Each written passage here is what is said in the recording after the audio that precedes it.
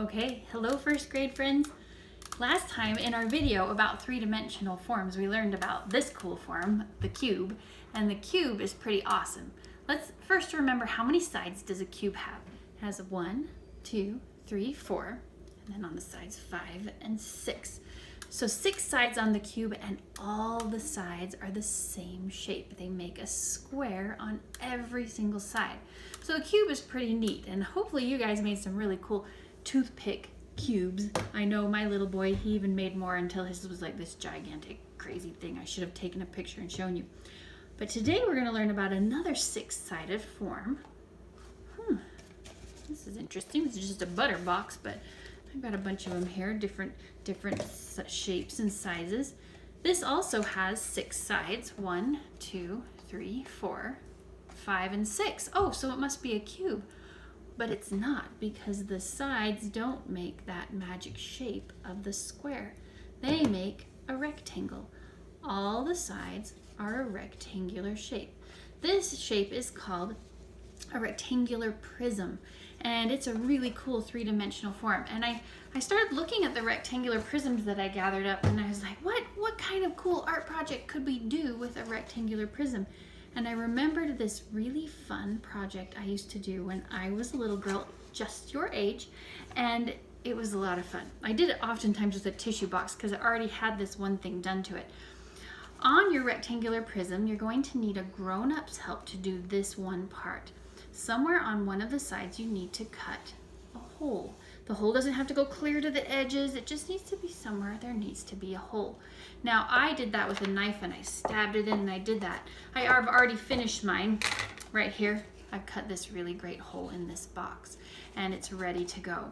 Now, all you need to do is go look around and find some rubber bands, and I picked out a bunch of rubber bands, some that I think will stretch over my box. Some of them are too tiny to stretch over my box, but maybe they could go on a really tiny box.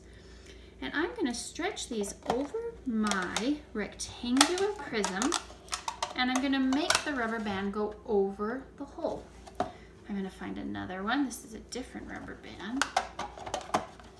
And you might start to recognize something that this might look like. A hint to you is I think Mrs. McKnight would really like this project too. That's a hint of what we're making. This looks like a good one. And I'm going to put 3 or 4 rubber bands on here over my hole.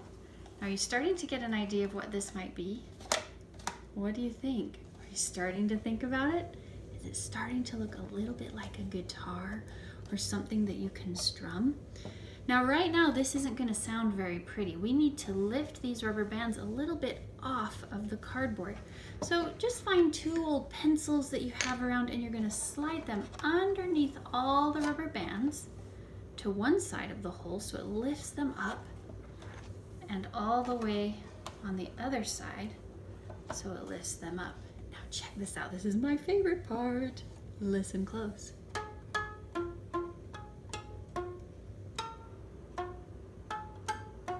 And this is what I think is even cooler. Watch this. When I slide the pencil a little closer, it's going to change the whole sound.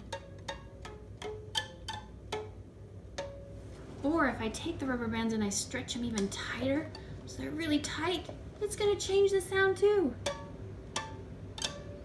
Let me stretch some back here. I'm going to make it longer again.